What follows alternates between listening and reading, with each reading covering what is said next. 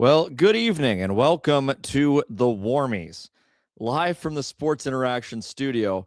Although, after everything that happened last night and I guess yesterday afternoon here at this studio, I don't know if Sports Interaction will want us to call it the Sports Interaction studio. I got to be honest with you, this place is a mess. I was wondering when I got here what the state of repair would be, and it is just filthy in here. But in any event, this is the Warmies, and we are at the Sports Interaction studio. Prior to today's game between the Calgary Flames and the Vegas Golden Knights, everybody in the chat, thank you for joining us on this Saturday night. It is hockey night in Canada. The Calgary Flames are the late game against the Vegas Golden Knights. Should be a lot of fun. And we'll kick things off with the lines. The Flames and the Knights over at sportsinteraction.com. And the Knights, as you would expect, against the Calgary Flames are the favorites. Knights at minus 125, Calgary at plus 105. So it's not a huge spread. If the game was in Vegas, I think it would be an all-time spread. But, plus 105 to minus 125, that's not that crazy. The over-under set at 5.5, pretty even odds there as well. And the spread at 1.5, the Flames... the Flames plus 1.5, very much the favored line for the spread there. So interesting stuff over at Sports Interaction. Go to sportsinteraction.com/FlamesNation. All sorts of markets, all sorts of lines, all sorts of bets. They're good folks. Every game is your game when you bet with Sports Interaction, and you can get in the action with Parlay Boost, live betting, and easy deposits and payouts. Bet now at sportsinteraction.com/FlamesNation. 19 plus. Please play responsibly. You look at the Calgary Flames, and they have historically had a bit of trouble against the Vegas Golden Knights, especially in Vegas. If you look at their all-time record in Vegas, it's been real tough. They are 2-10-2 on the road all-time against Vegas. So it's never been easy for them at T-Mobile Arena on the Las Vegas Strip. If you switch it up to at home against the Vegas Golden Knights, though, it's quite a bit different. They are an over 500 team against the Vegas Golden Knights at the Scotiabank Saddledome. So this is a game in which I think the Flames will have a fighting chance. Good to see one of my buddies, Graham, in the comments on today's edition of Warmies. 5-1 Flames tonight, signed Vegas fan. Graham, you're not a real Vegas fan. You're a Nashville fan. Come on. The Calgary Flames all-time record against the Vegas Golden Knights at home, 8-5-1. And that includes that Mark Jankowski 4-goal game, if you'll remember, in the 2017-18 season finale. That was the last regular season game before Vegas went on a big run to the Stanley Cup final in their inaugural season. The Flames and Vegas have played at home once already this season.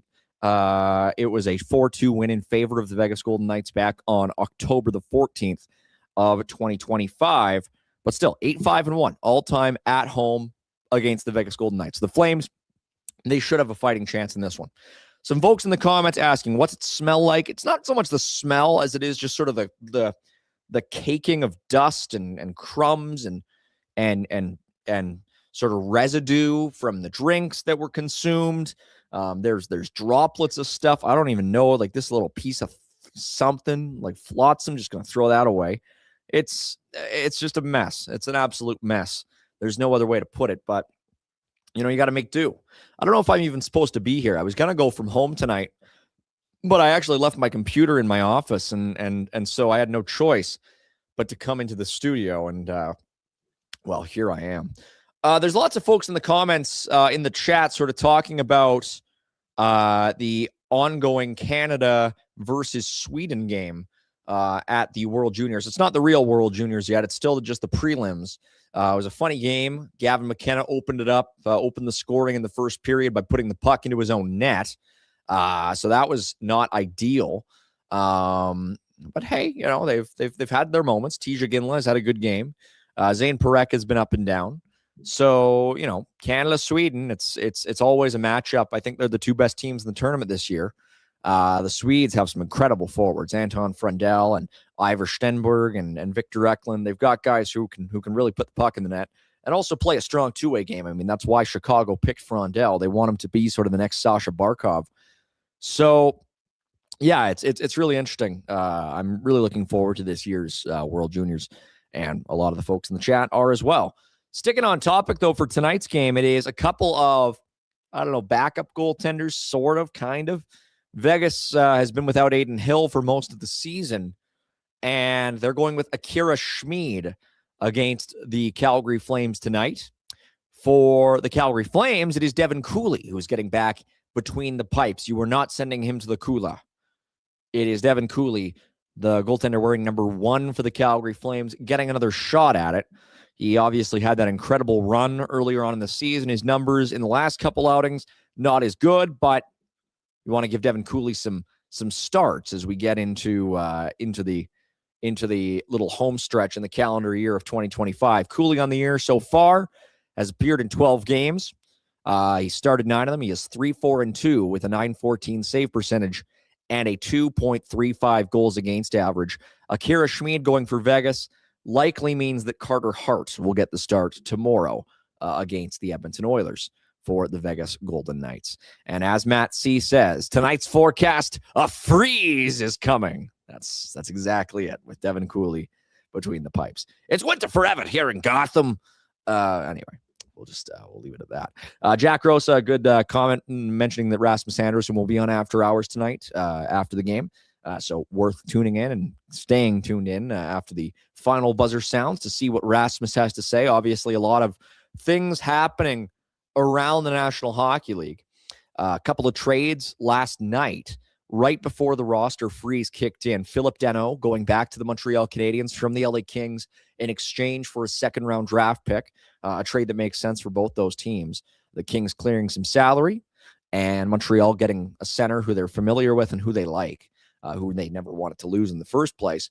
And then Mason Marchment going from Seattle to Columbus. Marchment only lasted half a season with the Kraken, and now goes to a Columbus team that could very much use a boost of energy, which is what Mason Marchment can provide on a nightly basis. Some folks in the chat, lots of people talking about trying to get Tija Ginla. Not happening, I'm sorry. I mean, even if Utah wanted to make a trade to add guys, they've got other guys who they're going to trade before they trade Tija Ginla. I wish, but it's not happening. Ryan Smith made a point of being on stage with his wife for Utah's first ever draft and made a point of making that pick. And for a team in a new NHL market, they wanted somebody who they can market in a big way. And there's few names around the NHL that are more marketable than a Ginla. So I think it's a pipe dream. I think Utah would have to be really, really desperate. And the thing is, Calgary doesn't have a whole lot of pieces that will get people to be desperate. Not teams like Utah. Team like Dallas, maybe. Desperate for a guy like Rasmus Andersson, maybe. They're playing so well as it is. So I think it's a real pipe dream, unfortunately. But anyway, we'll get into the lines for today's game. Not a whole lot to get into. The Calgary Flames going with some familiar combinations up front and on the back end. Really not a whole lot to dig into here. These are 4 forward lines that have been out there numerous times. Frost, Kadri, Backlund, and Beach are the 4 centers. And the wingers all remain the same for the Calgary Flames. Huberdeau, Coronado, Farabee, Sharangovich, Zary, Coleman, Lomberg, and Klapka in that order. One note on Blake Coleman, Frank Saravalli on the local radio station yesterday suggesting that upwards of 20 teams have reached out to the Calgary Flames in regards to Blake Coleman. So, boy, wouldn't that be something? A year left after this one on his contract, $4.95 million per season for Blake Coleman, and that would be a really interesting move, especially when you consider that a guy like Mason Marchment just went for a 2nd and a 4th round pick. You'd have to think that Blake Coleman could potentially go for more. We'll look at the defensive pairings for the Calgary Flames. Kevin Ball, Rasmus Andersson, Yan Kuznetsov, Mackenzie Weegar. And wouldn't you look at that? Hunter Brustevich finally has his own daily face-off player jersey on the third pairing with Joel Hanley. Some folks in the chat asking, why is Beecher still in the lineup? I don't know. I mean, the alternative, I guess, at this point is Justin Kirkland. So, quite Quite frankly, it's 35, 36 games in. I don't really think about the fourth line center spot at this point, but yeah, it's possible. I mean, the thing that's interesting, and we'll bring this up as well. Marty Pospisil. We finally get an update on Marty Pospisil today, with Flames general manager Craig Conroy speaking to Postmedia's Wes Gilbertson, and we've got the screenshot from this article. The expectation, the hope, is that Marty Pospisil will return to practice in January. He's been out all season. The rumor with Marty is that, everybody was so worried about it that he had a concussion and another concussion. He's dealt with so many. And the thing that we're seeing now is perhaps it's actually a neck injury for Marty Pospisil. Sort of similar to what we saw with Sidney Crosby maybe 15 odd years ago when he was dealing with his injuries with the Penguins. It was something where, if you remember, I was just sort of in my formative years growing up around hockey. Sid Crosby was gone for a year, and there was all sorts of uncertainty about what he was dealing with, and it was a lingering neck issue. Everybody thought it was a concussion, and it turned out to be a neck issue. He got it fixed. And so hopefully with Marty, it is, because concussions can be so abstract. They can linger, they can return, they can be very difficult to get rid of the effects. And with Marty Pospisil, hopefully this is something that he can rebound from, because I think if you play him at the 4C spot, you're maybe happier with him there than a John Beecher or a Justin Kirkland. So very interesting to see the updates today on Marty Pospisil. There's been so many of you in the chat just clamoring for those Marty Pospisil updates, and good to see him. I don't think you pin many wins or losses on Marty Pospisil per se, but he's still good energy. He's a good guy, and I hope to see him back with the Calgary Flames at some point here pretty quickly. So maybe, I don't know, 6 weeks, 8 weeks, we don't know. But it's hopefully by the end of the season we start to see Marty Pospisil again. Lots of things going on in the chat. Lots of games of interest and worth discussing on the out-of-town scoreboard tonight, especially as it pertains to the Calgary Flames. Lots of things that are very relevant, especially if you are looking from the vantage point of wanting the Calgary Flames to get as good of a draft pick as possible. Well, the Flames got a lot of help in that regard on the out-of-town tonight. Just going final moments ago, the Nashville Predators beating the Toronto Maple Leafs by a 5-3 final score. Toronto is having a rotten season. They're now 6 points out of a playoff spot in the Eastern Conference, 1 point back of the Buffalo Sabres now. The Sabres winning today. They beat the New York Islanders 3-2 in a shootout. And the Sabres now have won 5 in a row. Buffalo getting it done. They are now 16-14-4 on the season. Winners of 5 straight in Buffalo. And this is interesting as well. Just coming in just as we went live, we heard about Jarmo Kekalainen replacing Kevin Adams as GM of the Buffalo Sabres. Earlier today, we saw some news with Jason Karmanos, who is the GM of the Rochester Americans and an associate GM with the Buffalo Sabres, relieved of his duties. Jarmo's first big move as GM of the Sabres. And now coming in, just trickling down the wire tonight, right before we went live, some news, a very experienced NHL executive joining Jarmo Kekalainen with the Buffalo Sabres. And producer Michael, I think we've got it. It is Marc Bergevin, former general manager of the Montreal Canadiens and current advisor with the Los Angeles Kings, coming in as an associate GM with the Buffalo Sabres. So Marc Bergevin, who was the GM of the Canadiens for years and years and years, made some good moves, made some bad moves, but was the GM of that team that went to the Stanley Cup final in 2021 in Montreal.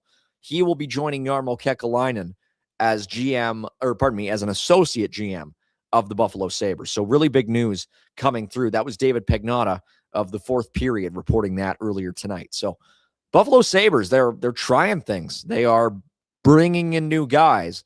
The interesting thing now is possibly maybe a new coach. We'll see. I mean, they've won 5 in a row. You're not going to fire the coach now, but there are things happening with the Buffalo Sabres. We're currently in the midst of the roster freeze in the NHL, but that doesn't mean that things can't be happening off the ice, and the Buffalo Sabres are starting to really make some moves. Some other stuff that's very, very interesting. The St. Louis Blues tripling up the Florida Panthers, 6-2 the final score tonight. The Blues up to 36 points in 37 games. So that's a big win for them. Starting to get some guys back from injury. The St. Louis Blues, Jonathan Berggren, I should say, has been a really good add to them off of waivers from the Detroit Red Wings.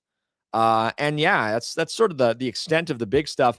I mean, another one, obviously, Minnesota staying red hot after acquiring Quinn Hughes. 5-2 win over the Edmonton Oilers today. So a big win for Minnesota. They stay red hot. They've won 7 straight games. I think it's time to start really taking Minnesota seriously as a legit Stanley Cup contender, which I don't think we've ever said that, in the last 10, 15 years. Even after they signed Zach Parise and Ryan Suter, it was a lot of wait and see. And it was always, oh, well, the Central has Chicago. The Central has other good teams. I don't know. Minnesota's there, but they're the mild. They're not the wild. They're looking kind of wild right now in Minnesota. And I am super fascinated to see how it emboldens other teams in the Central Division to respond, because Minnesota is they are 22-9-5. They have just been red hot. Winners of 7 straight, plus 23 goal differential with Quinn Hughes in that lineup. And guys, again, coming back from injury. Jonas Brodin is back from injury. That Wild team is just looking terrific. Outstanding stuff for the Minnesota Wild. Yeah. But then on the other side of it, there are teams who were not in the tank discussion earlier on in the season that are starting to join the Flames down at the bottom of the standings. Chicago is one of them. They lost 6-4 to the Ottawa Senators today. And this was big. Frank Nazar, who, behind Connor Bedard, Chicago's best young forward, he suffers an injury against the Ottawa Senators today off of a shot by Jordan Spence that deflects off the stick of Tyler Bertuzzi up into his face area. And after the game, Blackhawks head coach Jeff Blashill saying that Nazar will miss at least the next 4 weeks. So Chicago is already without Connor Bedard. He'll be out into the new year with a shoulder injury. And now Frank Nazar joining him on the shelf. Chicago and Calgary are tied in points this season now in the same number of games played. So that is something that's really developing as well. Calgary has to be conscious of Chicago being in their position. Seattle as well. We saw Calgary beat Seattle the other night at the Saddledome. Seattle is looking just terrible right now. They have fallen down to last in the Western Conference. They are 12-14-6. They've played the fewest games. They've only played 32 games. But Seattle is playing against the San Jose Sharks tonight. So that will be very interesting to see, because Seattle's really struggled. They are 1-9 now in their last 10. We'll look at the other side of tonight's game. The Vegas Golden Knights, of course, in Calgary, a place where they did win earlier this season. And we'll have a look at their forward lines for Vegas. It is not a bad-looking group. You got Tomas Hertl playing with Pavel Dorofeyev and Brandon Saad on the top line. This one's kind of funny. Mitch Marner lining up at center tonight for the Vegas Golden Knights between Ivan Barbashev and Braden Bowman. I almost wonder if that's a misprint. I think Marner might be on the wing and Barbashev might be between those two wingers. But hey, I think that's a misprint on Daily Faceoff's part. Nevertheless, on line number 3, it is Brett Howden between Mark Stone and Riley Smith.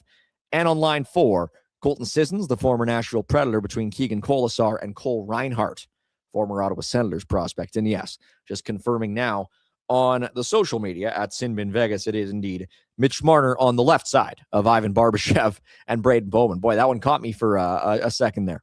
We'll look at Vegas's defensive group. No Daniil Miramanov there anymore, but there is a former Flame who was involved in that trade, the Daniil Miramanov trade. Noah Hanifin next to Braden McNabb on the top pair. Ben Hutton with Zach Whitecloud on P2, and Jeremy Lauzon and Caden Korzak on pairing number 3 for the Vegas Golden Knights in tonight's game. And as we mentioned, Akira Schmid getting the start in goal for the Calgary Flames. Team Sweden, by the way, wrapped up a 4-2 victory over Team Canada in that preliminary round of game. Of course, nothing matters at the World Juniors until Boxing Day, so take that with a grain of salt. this was really interesting. Speaking of Noah Hanifin, speaking of Daniil Miramonov, speaking of the Vegas Golden Knights, totally coincidental. On the same day, Elliotte Friedman came out with a new edition of 32 Thoughts this morning, a written version of 32 Thoughts. And I'm going to read this verbatim from his column. This was point number 18, thought number 18 from Elliotte's column today. One thing the Flames and other teams learned from the Noah Hanifin trade: don't give permission for another team to talk to your player unless you have a trade you like. If you do it the other way around, you're stuck talking to one team. This way, no one can officially talk until you have something you really like. That to me is super interesting from Elliotte. And obviously the extension with Hanifin came pretty quickly after the Flames traded him to Vegas back in 2024. And I mean, to me, this kind of feels like common sense, but by the same token, I get it. You are a rookie GM in Calgary. You're looking at this player who you can't keep. And you want to do right by him. You want to sort of set a reputation for your management group as doing right by players. But I think it is very apparent that with Noah Hanifin that year, the Flames gave him permission to talk to Vegas. He talked to Vegas, decided he wanted to go there after talking to Vegas, and that kind of hamstrung the Flames a little bit. And it is a lesson, I guess, well earned. The Flames came out of that deal with 3 pieces.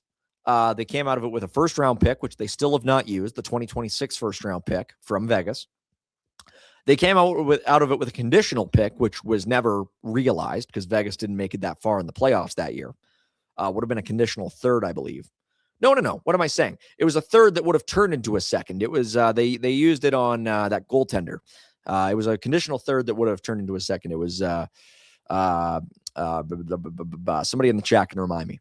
The goaltender they used that third-round pick on. And then it was Miramonov, who they got 65 NHL games out of and is now with the American Hockey League's Calgary Wranglers. So, a trade for a guy like Noah Hanifin, who Vegas promptly signed for 7-8 years at a hefty cap hit. And, yeah, feels like a good lesson to learn for the Calgary Flames. So hopefully, and it seems like a pretty clear connection to make with Rasmus Andersson, with Nazem Kadri.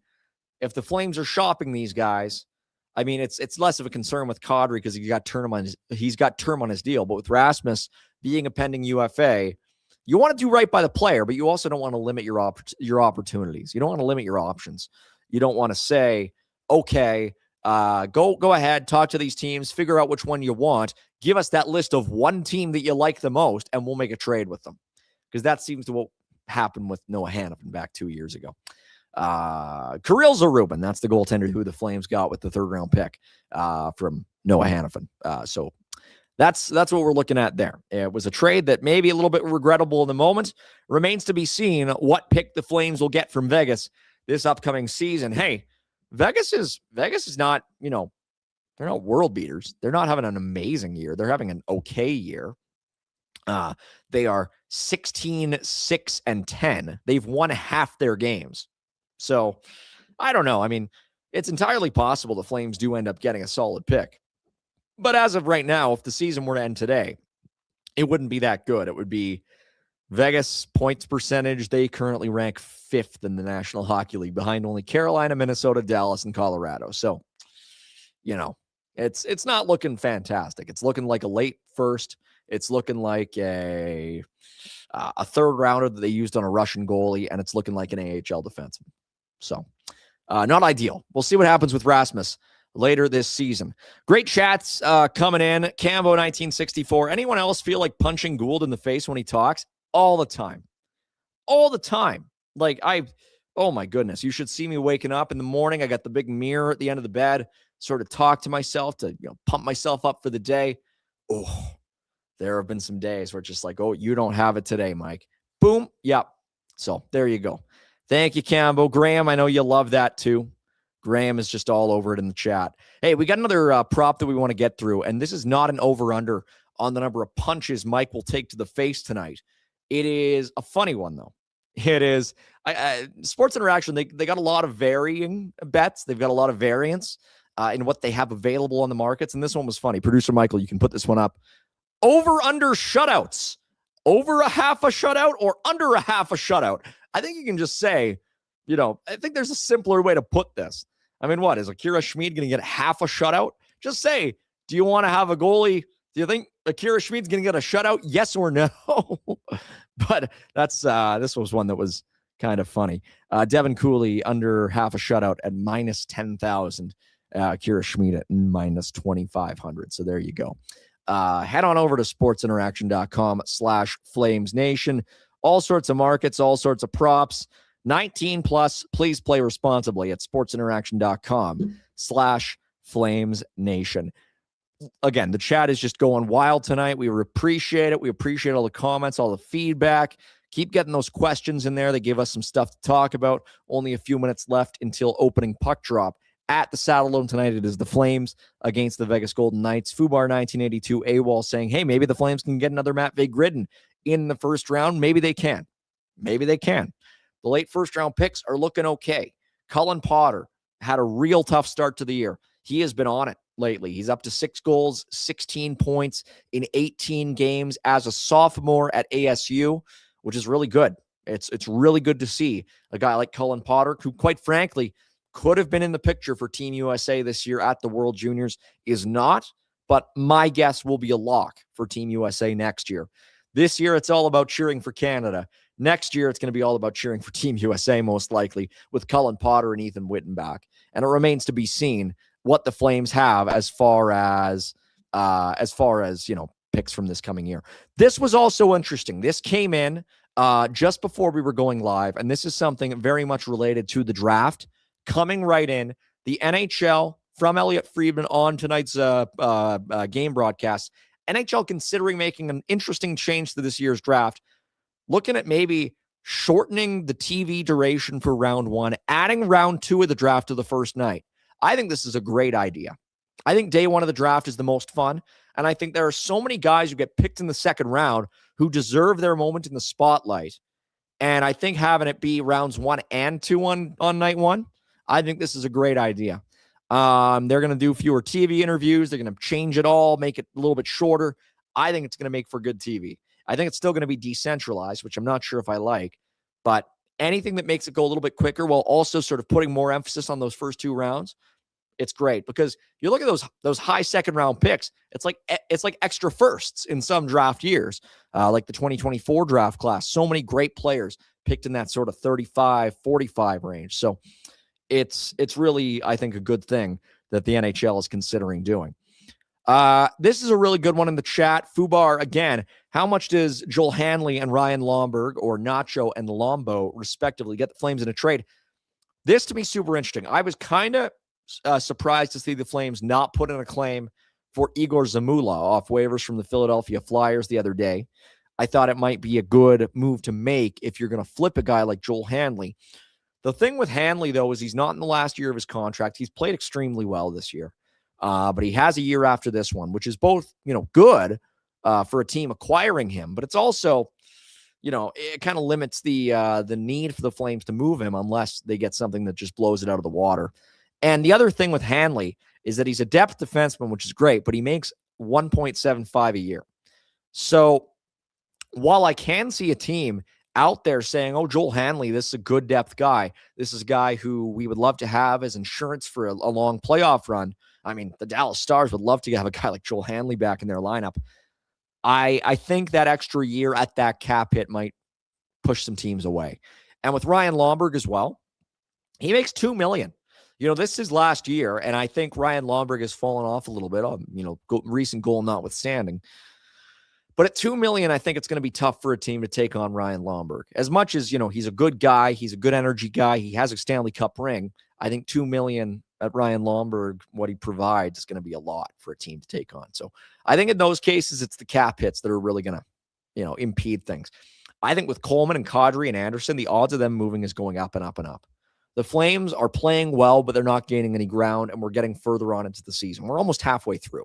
If you look at it in chunks, the first half, you look at it in quarter chunks. The first quarter kind of tells you a little bit about what you are. Second quarter takes you up to the Olympic break. It's your halfway point. Okay. You know by then, basically, if you're going to be a buyer or a seller. Third quarter takes it to the trade deadline. And so we're really starting that third quarter right now. Basically, we're almost there. Flames have played, 35 games? There are teams that have played 37. We're going to be at the halfway mark before you know it. And then that last quarter chunk, that's the stretch drive. And that's post-trade deadline for the Flames. That's just going to be sort of the march to the draft lottery, the march to see certain guys in the NHL. Maybe that's where you see Cole Reshny signing an entry-level deal if possible, maybe getting into a couple games. There will be other guys coming up. Matvei Gridin probably comes up then. But that's how I kind of look at each season. It's these 4 quarters. And right now we're basically getting to the middle of the year, right between quarters 2 and 3. And so this is where things really start to change, start to ramp up. And I think the 2 trades that we saw last night are kind of indicative of that. And I think the fact that the cap now works differently in the playoffs will also incentivize teams to make trades a little bit earlier. So, because you don't have to worry about banking up cap space anymore as much up until trade deadline day. So that's what I think is going to be a little bit different this year. And that's why I think it's really interesting to look at things in chunks. Right before we head off, the Vancouver Canucks helping out Team Tank a little bit more. They win in a shootout against the Boston Bruins at TD Garden in Boston, Massachusetts. Liam Ugren with the winning shootout goal for the Vancouver Canucks in that game. So Flames lose tonight. Team Tank starting to look a little bit better, but there's still lots of hockey left to play. Hey, we appreciate you all tuning in. Got a little bit longer, but we got a little bit longer tonight, but we were a little short last game. So appreciate y'all sticking with us on the Warmies. For the good folks over at Sports Interaction, one more time, it is sportsinteraction.com/FlamesNation 19+. Please play responsibly. For producer Michael out east, and for everybody in the chat, everybody at the Nation Network, my name is Mike Gould.